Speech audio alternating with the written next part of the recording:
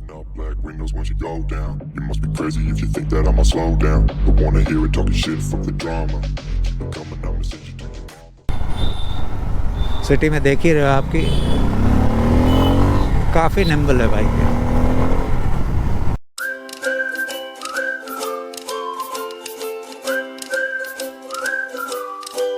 Hello, good morning, welcome to another vlog. So people आज सुबह सुबह निकले हैं, बिल्कुल सुबह सुबह तो नहीं है, अराउंड 7:15 7:15 बज रहे हैं सुबह के। और आज निकला हूँ मैं, काफ़ी दिनों से मेरे दिमाग में भी था, एक कमेंट भी आया था इस पे कि एक detailed long term ownership review बनाने के बारे में, बाइक के बारे में। तो I had that in mind. Sikkim ride किया, कश्मीर राइड किया, काफ़ी लॉन्ग राइड्स किया है, काफ़ी सिटी में भी चलाया है। तकरीबन 6,300 kilometre almost we have done on the bike, जिसमें से मेजर जो है वो हाईवेज़ पे, माउंटेन्स पे ही रहा है। सिक्किम में या कश्मीर में, जहाँ भी आप ले लीजिए, वो पहाड़ों पे ही रहा है और हाईवेज़ पे ही रहा है। अब बाकी सिटी में रहा है। तो wanted to make a long term review on how this bike actually really performs on the road, ground level पे कैसा परफॉर्म करती है ये। ऐसा लोकेशन है, जैसा आपको पता है पहाड़ मुझे थोड़ा ज़्यादा ही पसंद है। तो ये जंगल है और इसके पीछे पहाड़ है। पता नहीं आपको दिख रहा होगा कि नहीं, शायद नहीं दिख रहा होगा, बट हाँ ऐसा है। तो आज ऑब्जेक्टिव ये है इस वीडियो को बनाने का कि मैं इसके पल्सर का लॉन्ग टर्म रिव्यू शेयर, मतलब एक्सपीरियंस शेयर करना चाहता था अपना, मेरे साथ मेरा एक्सपीरियंस कैसा रहा, हाउ इट हैज़ परफॉर्म्ड। जिन्होंने वीडियोस मेरे पहले के नहीं देखे हैं वो जाके देख सकते हैं। I have done a Sikkim ride on this one and then I have done a Kashmir ride. Plan हालांकि लेह लद्दाख का था, बट अनफॉर्चुनेटली मुझे जल्दी वापस आना पड़ा, घर में कुछ अर्जेंट था। तो I had to cancel my trip and come back from Kashmir. But हाँ, कश्मीर तक ले गया था मैं इसे, और बिहार से Kashmir that's pretty long distance. और यहाँ से लास्ट मंथ सिक्किम गया। 250cc बाइक, और इसका मैक्सिमम टॉर्क जो है 1.5 Nm टॉर्क है, और इसका हॉर्स पावर जो है 24.5 है हॉर्स पावर। इंडियन सेगमेंट में ये as compared to other bikes it is one of the highest and it is one of the most powerful apart from the Duke series. 250 series में ये Indian bikes में compare to सबसे powerful bike है। And this is the biggest Pulsar yet. अभी हालांकि वो plan कर रहे हैं RS400 और NS400 लॉन्च करने का, और that will come in future and we will see that. तो अभी इसके स्पेक्स मैंने बताया, 21.5 Nm का टॉर्क है, ऑलमोस्ट 25 bhp का हॉर्स पावर है, और इसका फ्यूल टैंक कैपेसिटी जो है इट्स 14 लीटर्स और थोड़ा सा ज़्यादा, 14 लीटर्स आप मान लीजिए, जो पेपर्स पे भी 14 लीटर्स है। कंपनी क्लेम करती है इसका माइलेज 35। जो मेरा एक्सपीरियंस रहा है, इसका माइलेज सिटी में हाँ वही 34-35 रहता है, बट हाईवेज़ पे अगर आप इस बाइक को राइड कर रहे हैं बिलो 90, अगर आप बिलो 90 हाईवेज़ पे चल रहे हैं तो ये आपको ऑलमोस्ट 40 का एवरेज देगी below 90। The moment you cross the 90 mark, 90 kilometres per hour mark, the mileage will drop down drastically. You'll feel a power surge, क्योंकि ये हाईवेज़ पे अग्रेसिव चलती है, काफ़ी अग्रेसिव और काफ़ी प्लांटेड चलती है। मेरे सिक्किम राइड में भी मैंने बताया था कि ये हल्का सा फ्रंट हैवी है, but that does not affect it's being nimble या एजिलिटी में फ़र्क नहीं है उसके। मगर हाँ, ये प्लांटेड चलती है, आपको कभी 130 135 तक भी मैं इसे ले गया हूँ वापस आते टाइम, बट मुझे कभी ऐसा फील नहीं हुआ कि आगे से हिल रही है बाइक, या 130 135 पे बाइक हिलने लगी है या वाइब्रेशंस आने लगे हैं और आपको डर लगने लगा हो। ऐसा बिल्कुल भी नहीं हुआ, मेरे साथ एक भी इंस्टेंस नहीं हुआ है। मैंने इसको तकरीबन 6500 किलोमीटर, जिसमें से ऑलमोस्ट 5500 से ज़्यादा किलोमीटर मैंने इसको हाईवेज़ और माउंटेन्स में चलाया है। मुझे एक बार भी ऐसा फील नहीं हुआ कि ये प्लांटेड नहीं है रोड पे। इसका वेट काफ़ी है, दिस इज़ ऑलमोस्ट 164 165 165 kg की बाइक है, और फ्यूल डालने के बाद ये तकरीबन 180 किलो की हो जाती है, ऑलमोस्ट 180 kg की, प्लस आपका वेट जितना भी है।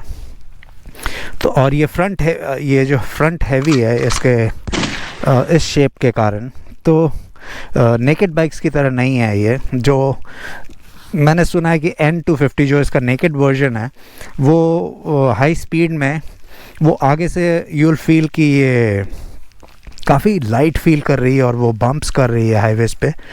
इसके साथ ऐसा नहीं मैंने फील किया बिल्कुल भी। This machine makes you feel confident, this will ask you to go even further, go even more on the highways. I would suggest ना जाएं 130 135 पे कुछ सेकंड्स के लिए हम लोग रहते हैं हाईवेज पे, and then we'll have to come down because of Indian roads, Indian traffic conditions, तो हमें नीचे आना ही पड़ता है। तो बेसिकली इसका टॉर्क मैंने बता दिया 21.5, इसका जो BHP है 24.5, फ्यूल टैंक कैपेसिटी 14 लीटर का है। टायर साइज़ जो है front is 17, rear is 17, front is 110 section I guess, no it's 100/80, 100 section का टायर फ्रंट में 110 होता तो बेटर होता, और पीछे 130 सेक्शन का टायर है।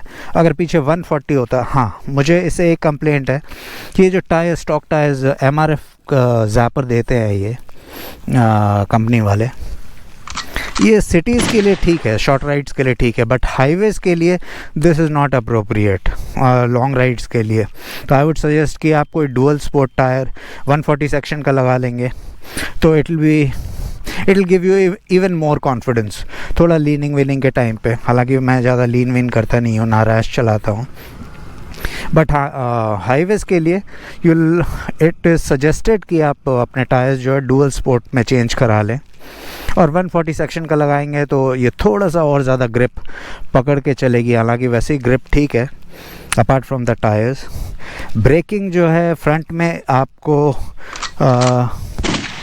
300 mm का डिस्क मिलता है, रेयर में आपको 233 mm का डिस्क मिलता है। सिंगल चैनल ABS है, फ्रंट ABS है। हालांकि जो नया वर्जन आ रहा है इसका वो डुअल चैनल ABS है, तो आप सडन ब्रेक भी करते हैं तो बाइक स्किड नहीं करेगी। फ्रंट यूजुअली जो है फ्रंट ब्रेक्स ज़्यादा हम अप्लाई करते हैं, हालांकि मैं कॉम्बिनेशन यूज़ करता हूँ रेयर का और उसके बाद फ्रंट का। बट आजकल जो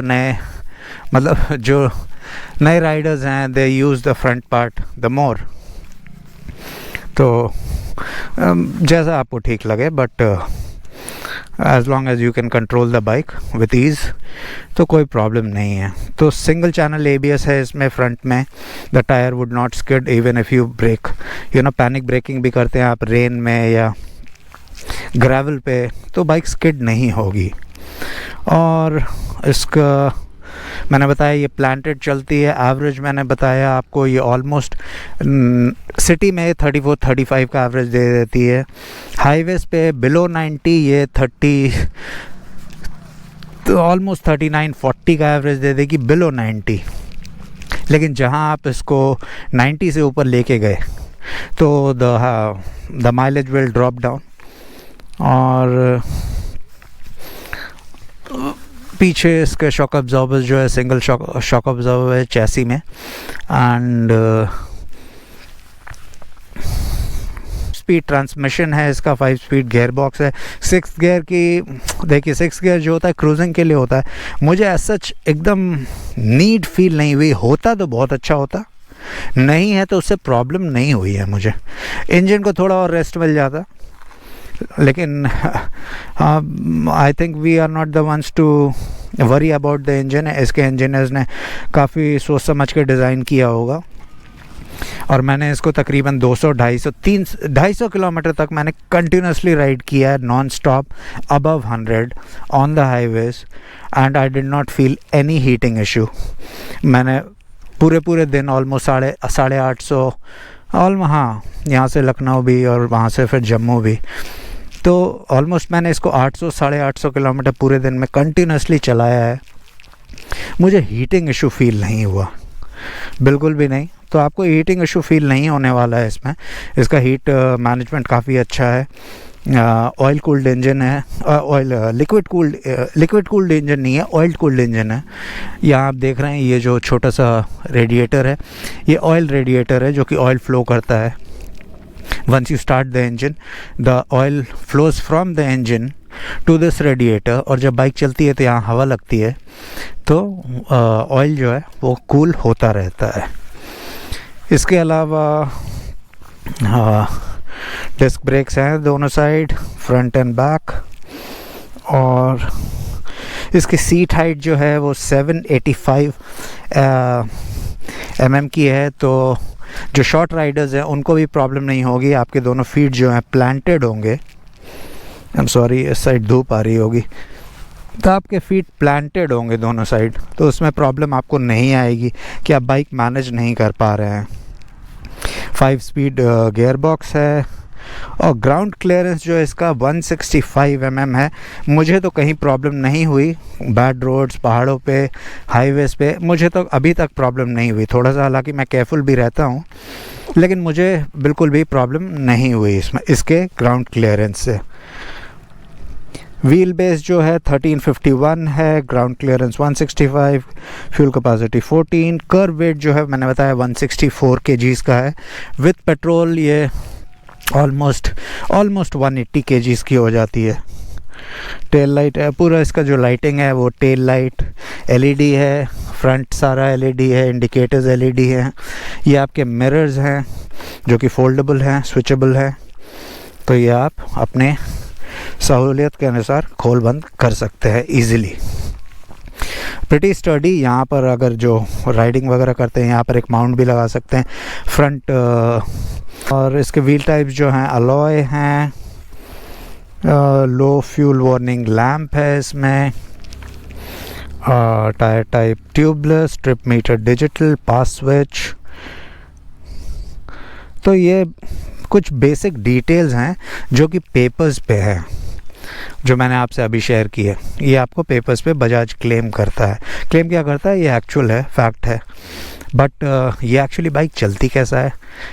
एक बंदे को बाइक में चाहिए क्या होता है, लुक्स अच्छी हो, चलनी अच्छी चाहिए, पावरफुल हो, ब्रेकिंग अच्छी हो, माइलेज अच्छा देती हो। This is a combination of everything. This looks are subjective. कुछ लोगों को बिल्कुल नेकेड पसंद है, नेकेड बाइक्स पसंद है, कुछ लोगों को सेमी फेड बाइक्स है। This is a semi faired sports model. तो कुछ लोगों को, मुझे हालांकि ये पसंद है, ये काफ़ी सर्विस करा के लाया था।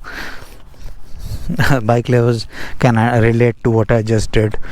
तो ये सेमी फेड स्पोर्ट्स वर्जन है, तो I find it very pretty bike. मुझे काफ़ी इसके लुक्स अच्छे लगते हैं, that's why I went for this. हालांकि इसके लिए मुझे काफ़ी वेट करना पड़ा था।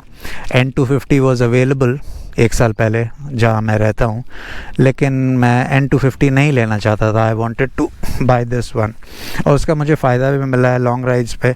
जैसे मैंने बताया, बहुत अच्छे से प्लांटेड चलती है, आपको अनकंफर्टेबल फील नहीं कराएगी ये बाइक। आपको कॉन्फिडेंस रहेगा हाई स्पीड्स पे ओवरटेक करने का। बस एक ही प्रॉब्लम मुझे इस बाइक के प्रोज तो मैंने बता दिए सारे, कॉन्स अब मैं बता देता हूँ आपको। इस बाइक की कमियाँ क्या क्या हैं। इस बाइक की सबसे बड़ी कमी है ये टायर्स। इन टायर्स की जगह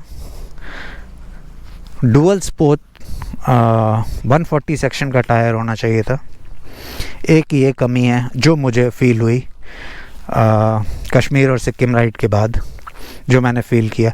दूसरा, अगर आप लॉन्ग राइड्स चलाते हो, आप लंबा चलाते हो, अगर इसके क्लिप ऑन हैंडल बार्स ना हो के सिंगल रॉड हैंडल बार होता और उसमें अगर आप राइजर्स लगा सकते, क्योंकि अभी जो सीटिंग पोजीशन होता है आपका ऐसे होता है, अगर ये यहाँ होता कहीं पर तो it would have been much easier on your shoulders and back.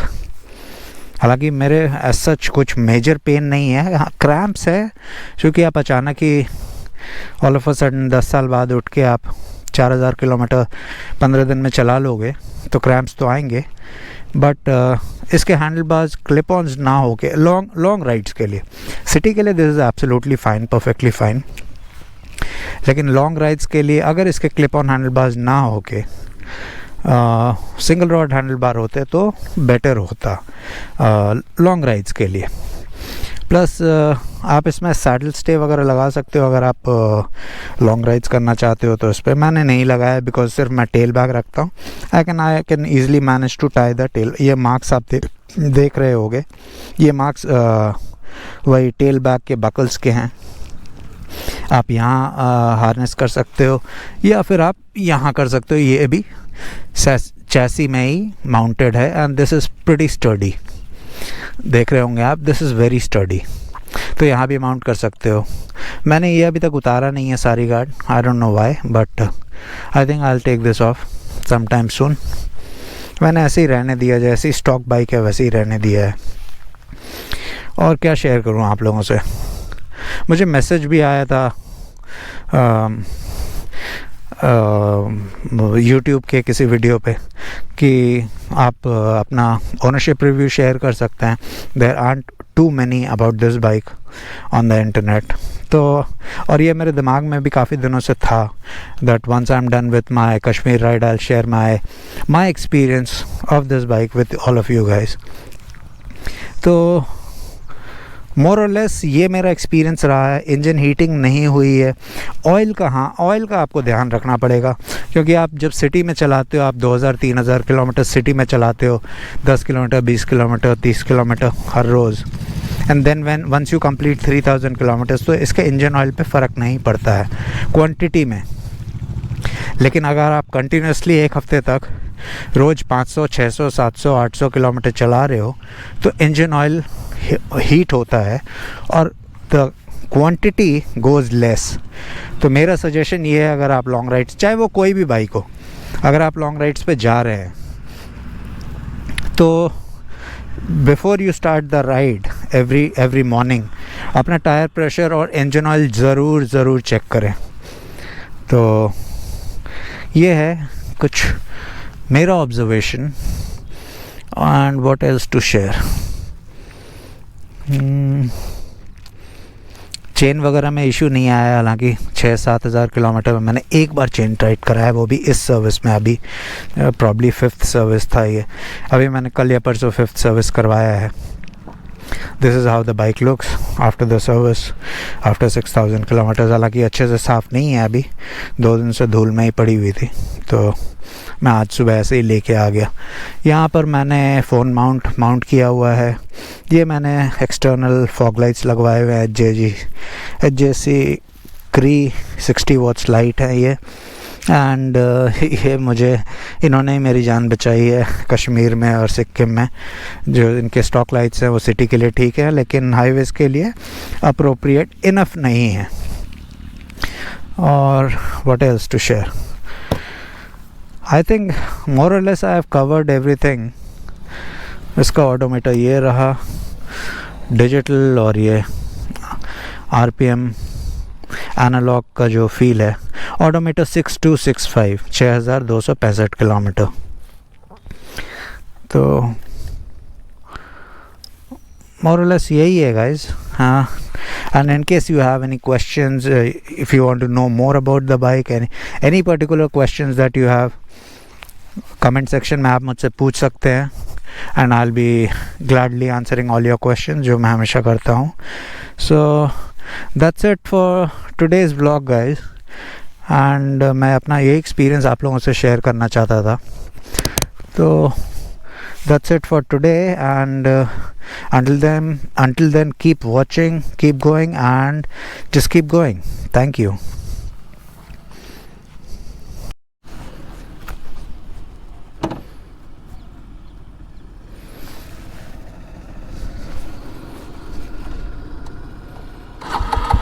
आइए चलते हैं यहाँ से. Let's go back.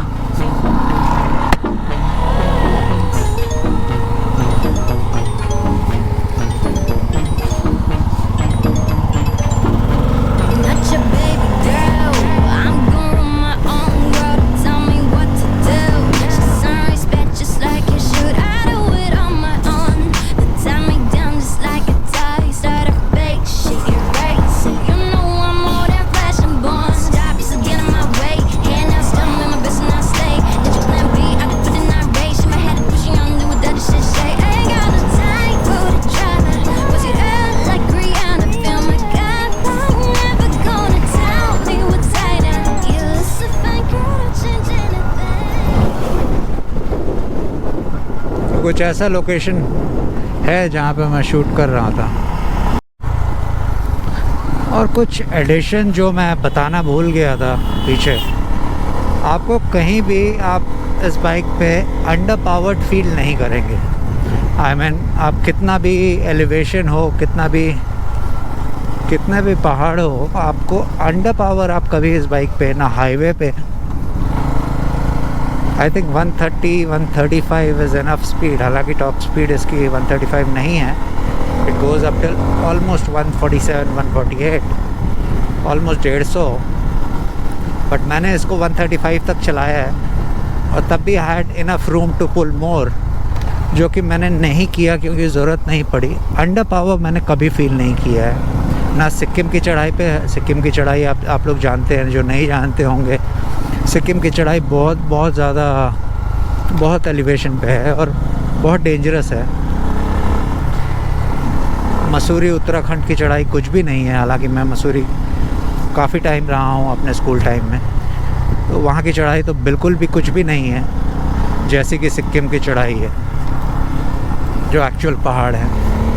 कहीं भी मैंने अंडर पावर फील नहीं किया कि हाँ बाइक में जान नहीं लग रही है, या जान नहीं है, बाइक में चढ़ नहीं पा रही है, या गियर शिफ्टिंग करनी पड़ रही है. ऐसा कुछ भी नहीं. आप सेकंड थर्ड गियर्स पे आप आराम से पूरी सिक्किम की चढ़ाई चढ़ा. आपको फर्स्ट पे भी आने की ज़रूरत नहीं है अनलेस कि एकदम अचानक टर्न आ जाए.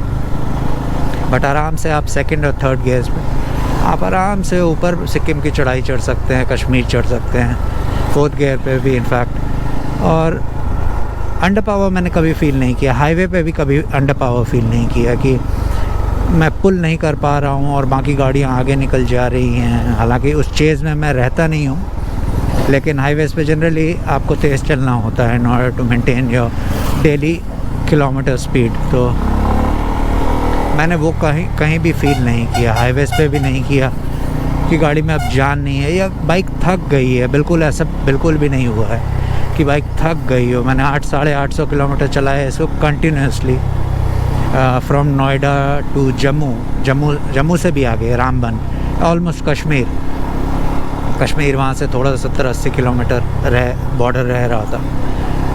850 किलोमीटर थ्रू आउट पहाड़ पे, हाईवेज़ पे कंटिन्यूसली. और मुझे कहीं भी एक मोमेंट के लिए फ़ील नहीं हुआ कि बाइक में जान नहीं आ रही है. In fact, it had enough power, double the power that I required. तो ये एजाइल है, निम्बल है. आप अच्छे सिटी में आप इसको मैन्यूवर कर सकते हो. गड्ढे वड्ढे वैसे फील नहीं होते हैं, आराम से मैन्यूवर कर सकते हो आप उसको सिटी में. हल्का सा फ्रंट हैवी है जो कि आपको हेल्प करता है हाईवेज़ पे प्लांटेड चलने के लिए.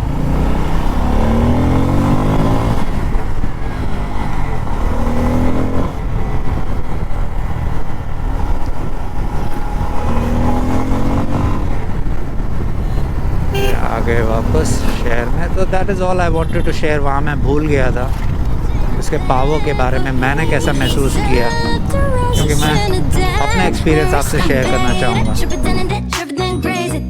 Living is a day, I grade it. Put it